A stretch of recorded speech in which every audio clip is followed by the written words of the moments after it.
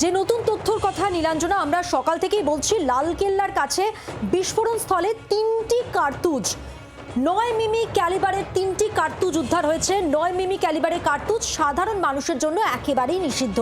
ঘটনাস্থলে পিস্তল বা কোনো অংশ মেলেনি।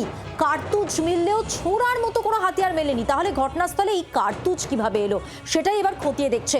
শুধু বিস্ফোরণ নয়, সেদিন তাহলে কি গুলি চালানো হয়? সব মিলে এই জায়গায় একটা প্রশ্ন উঠছে, আর এই প্রশ্ন নিয়ে যাব। আমাদের সঙ্গে রয়েছেন শুভাশিস বন্দ্যোপাধ্যায়। শুভাশিস বাবু, এই জায়গাটা কিভাবে এক্সপ্লেন করবেন? দেখুন, কিছু ঘটনা ঘটে, কিছু ঘটনা হয়, আর কিছু ঘটনার প্রমাণ বা সাবস্ট্যান্সিয়াল এভিডেন্স পাওয়া যায়।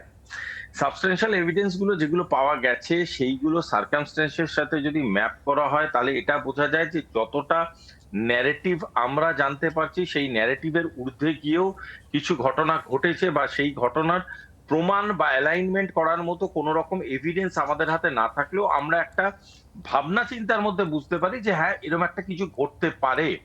তো সেইটাকে যদি আমরা মাথায় রাখি, কোথাও গিয়ে মনে হচ্ছে এরকমও হতে পারে যে তাদের কোনো ইন্টারনাল এলিমিনেশন হতে পারে, বা তাদের মানে যেরকম ধরুন কোনো মানুষ যে এতদিন ধরে এই কার বমগুলোকে ডিটোনেট করার জন্য তৈরি করছিল, সেই মানুষটার কাজ মিটে গেছে, তাকে সরিয়ে দেওয়ার দরকার পড়েছে, তার জন্য ইউজ হতে পারে। এমন কারণেও ইউজ হতে পারে যে খুব স্পেশালাইজড ফরম্যাটে সেগুলোকে ককিং করে রাখা ছিল, কোনো কারণে যদি না হয় সেগুলোকে ব্লাস্ট আউট করতে হবে, তার জন্যই কার্তুজ গুলোকে রাখা হতে পারে। এবার বুঝতে হবে এই কার্তুজ গুলো কার হোল্ডার শিপে ছিল, মানে কোন গানের কোন এক্স্যাক্টলি কোন কোন কোন কোন ইনস্ট্রুমেন্ট ওখানে পাওয়া গেছে।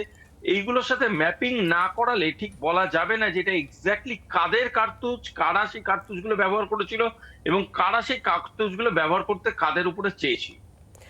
শুভাশিস বাবু, আপনি সঙ্গে থাকুন। আর এর মধ্যে যেখানে একের পর এক বিস্ফোরক তথ্য এই দিল্লি বিস্ফোরণ কাণ্ড নিয়ে সামনে আসছে, একদম যাবতীয় আপডেট প্রথম জি24 ঘন্টা তুলে ধরছে। এর মধ্যেই আপনাদের আরো একটা সিসিটিভি ফুটেজ দেখাই, যে সিসিটিভি ফুটেজ আত্মঘাতী জঙ্গি উমারুন নবী। নতুন এই সিসিটিভি ফুটেজ প্রকাশ্যে এসেছে, যেখানে ফিরোজপুরের ঝিরকা শহরে এই উমারুন নবীকে দেখা যাচ্ছে একটি এটিএমে সন্ত্রাসবাদী উমারের প্রবেশের এই ভিডিও সামনে আসছে। দিল্লি বিস্ফোরণ মামলার তদন্ত এখন জেলায় কেন্দ্রীয় এজেন্সি একেবারে সক্রিয়ভাবে কাজ করছে, এবং তার মধ্যে উমারের এই নতুন সিসিটিভি ফুটেজ দেখতে পাচ্ছেন আপনারা। ফিরোজাবাদের ঝিরকা এই সিসিটিভি ফুটেজ,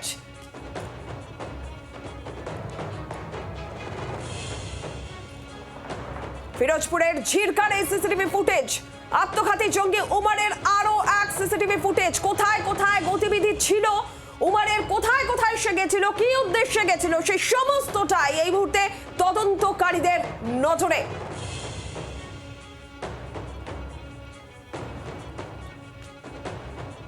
i20 গাড়ি থেকে নেমে প্রায় 5 মিনিট ধরে এটিএম থেকে টাকা তোলার চেষ্টা করছে, সেই সিসিটিভি ফুটেজ এবার সামনে এসেছে উমারুন নবী।